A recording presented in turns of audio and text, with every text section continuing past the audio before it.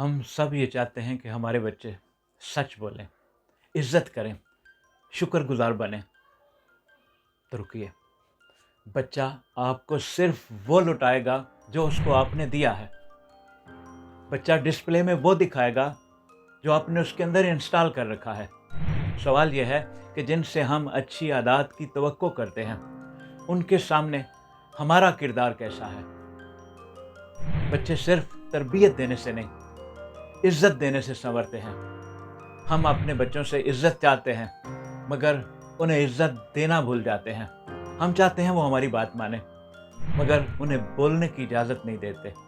ہم چاہتے ہیں وہ ہم پر بھروسہ کریں مگر ان کے احساسات کا ہم مذاق بنا دیتے ہیں۔ کبھی سوچا جب آپ کسی محفل میں اپنے بچے کی غلطی دوسروں کے سامنے بیان کرتے ہیں، آپ صرف اس کی اصلاح نہیں کرتے بلکہ اس کا اعتماد توڑ دیتے ہیں۔ جب آپ کسی چھوٹی سی بات پر اونچی آواز میں اسے ڈانٹتے ہیں تو آپ سے ڈرنا سیکھتا ہے، محبت کرنا نہیں۔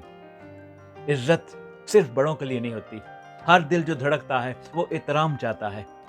بچوں کو عزت دینے کا مطلب یہ نہیں کہ انہیں بے لگام چھوڑ دیا جائے، بلکہ یہ سکھانا کہ تمہاری رائے کی بھی اہمیت ہے، تمہارا احساس بھی قابل قدر ہے۔ بچے وہ نہیں سنتے جو آپ کہتے ہیں، بچے وہی کرتے ہیں جو آپ کرتے ہیں۔ اگر آپ ہر وقت غصے میں رہیں تو وہ چلانا سیکھیں گے۔ اگر آپ انہیں پیار اور تحمل سے سمجھائیں تو وہ دوسروں کے ساتھ بھی ویسے ہی پیش آئیں گے۔ یاد رکھیے، احترام ایک بیج کی طرح ہے جو بچپن میں بویا جاتا ہے اور پھر وہ عمر بھر پھل دیتا ہے۔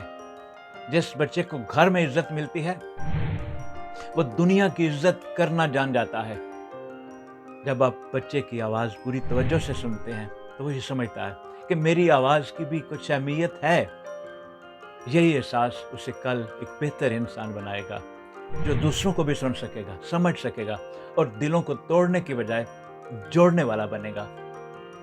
بچوں کو دبانے سے نہیں، ان کو سمجھنے سے سدھار آتا ہے۔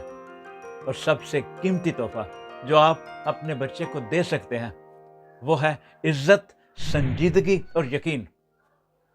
دوستو، بچوں کے دل شیشے جیسے ہوتے ہیں، ایک بار ٹوٹ جائیں جڑ تو جاتے ہیں مگر نشان ہمیشہ رہتے ہیں۔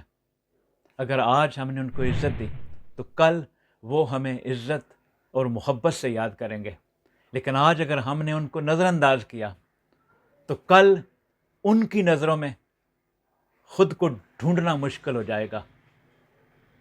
اپنا خیال رکھیے، بہت شکریہ، السلام علیکم۔